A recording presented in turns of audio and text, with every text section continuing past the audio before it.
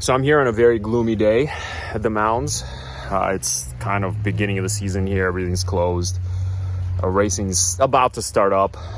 So I'm just riding around, doing some practice, doing some training. And I just wanted to talk about some things that I've learned over the years of riding and really trying to push myself and to grow and grow my skills, grow my abilities, grow my racing pace. And I think I made a lot of mistakes.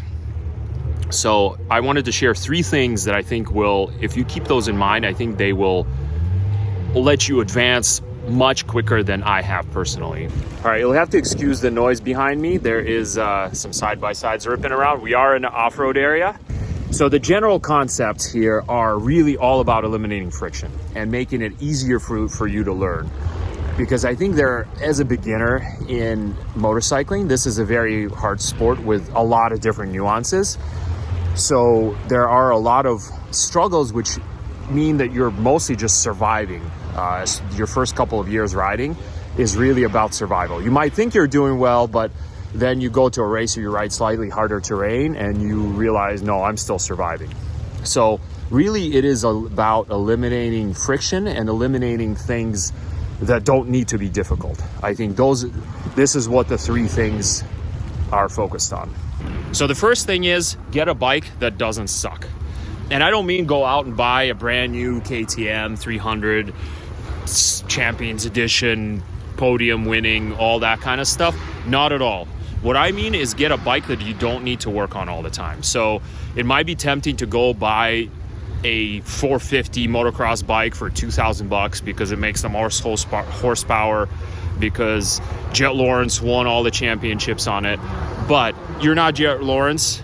You need something that you can actually ride, and you need something that's not going to be a fire-breathing dragon. So realistically, as a beginner, you don't need a race bike. This is just a fact. It is going to be harder to ride. As easy as these 300s are to ride, it is going to be harder to ride.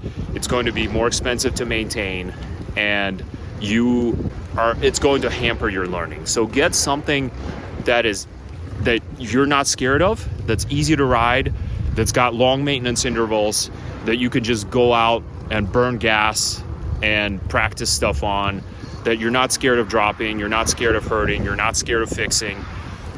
Eliminate that friction of worrying about the bike, whether worrying about it killing you, worrying about it killing your wallet. Just easy. Focus on easy.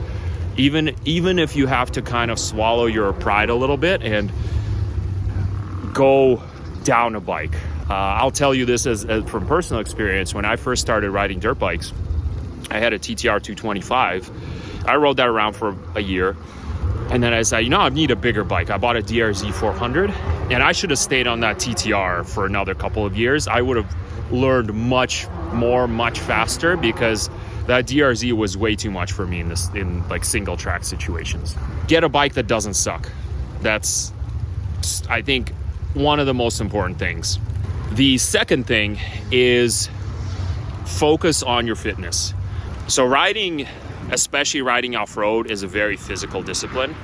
And I think if you don't have good fitness, it is very, very difficult to learn techniques, because if you can only ride for a couple minutes at a time, or if you're practicing, going over logs and you are gassed after going over a log twice, you're going to have a very, very slow learning progression.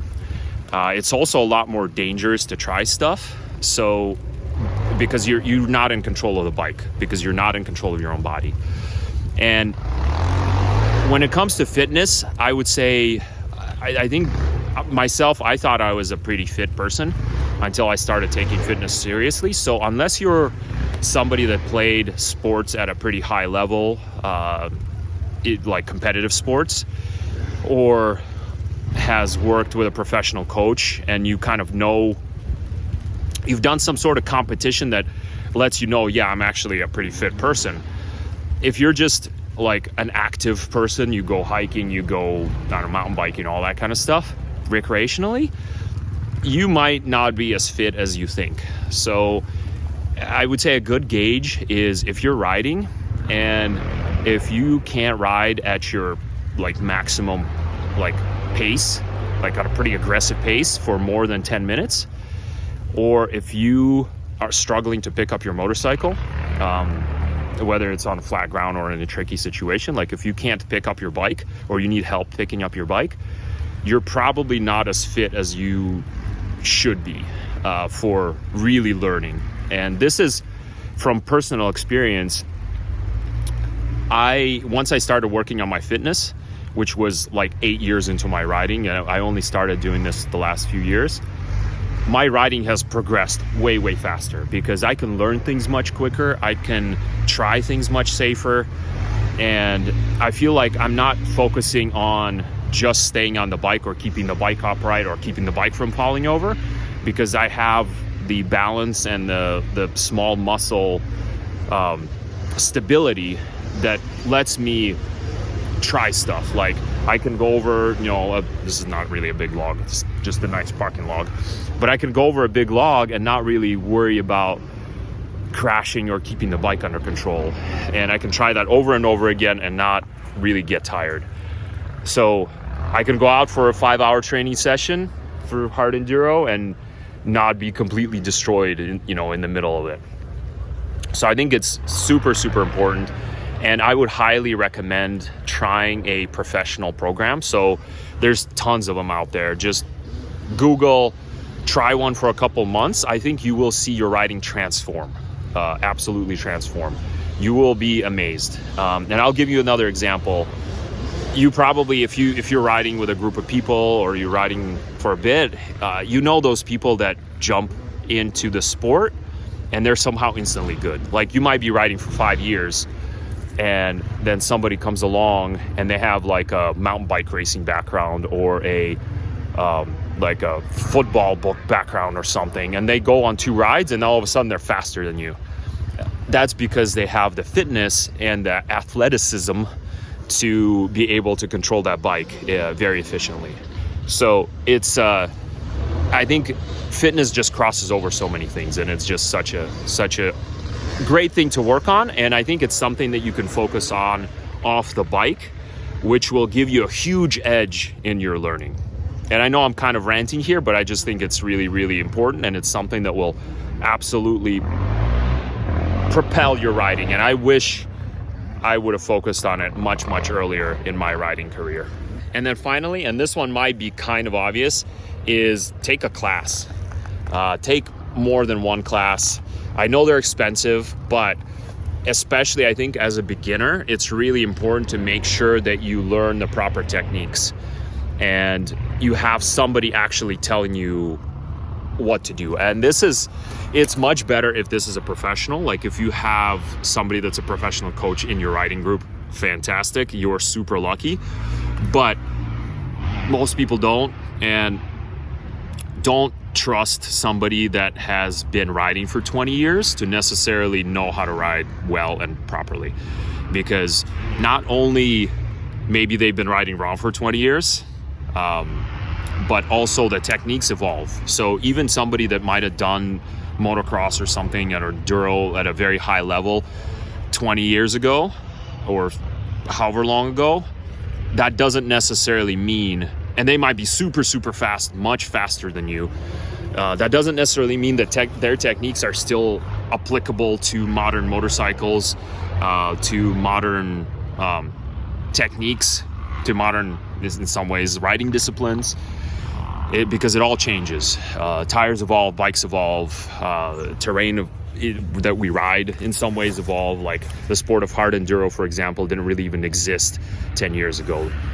So highly recommend taking a class and taking more than one class. Take a class this year, take a class 2 years from now. And something that's really important to keep in mind about classes that I only realized after taking a couple classes is that it's not what you, like, you're not going to go into a class for a day or for even for 2 days and come out a transformed rider.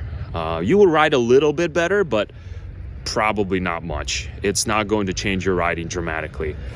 What is going to change your riding dramatically, and pay attention to this in the class, is taking the exercises that you're doing in the class and then doing them on your own. So pay attention to what you're doing in the class, remember things, write things down, make notes in your phone, whatever you got to do, and then go out to an area, you know, like this, whatever your local riding area is. Find a flat spot, bring some cones, make a figure eight, find a log, do, you know, whatever it is you need to practice. And it's super helpful to be able to do that repetition, but also go to a class next year and make sure your technique is right. And chances are the coach is going to say, great, you look great, but you need to move your body this way a little tiny bit, adjust this a little bit. And the more classes you take over the years, the more you're going to kind of fine tune your technique, your riding, your body positioning, all that kind of stuff.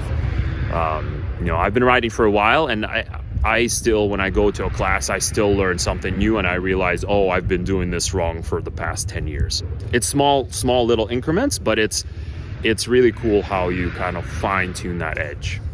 So there you go, guys. You can see how it all kind of builds together. You know, you get a bike that doesn't suck, that lets you ride more. You work on your fitness that lets you ride more and ride more efficiently and ride safer and try stuff. Then you go to a class, you have the bike, you have the fitness, and you can really put all that stuff together and I think grow much faster. It's all about eliminating friction, letting you practice more efficiently, safer, and better. The last thing that I kind of want to leave you with is just be realistic about results. Like, there's a racer that, I don't remember who it was, but the Desert Dakar racer that I heard say that you could really only grow about 10-15% a year safely.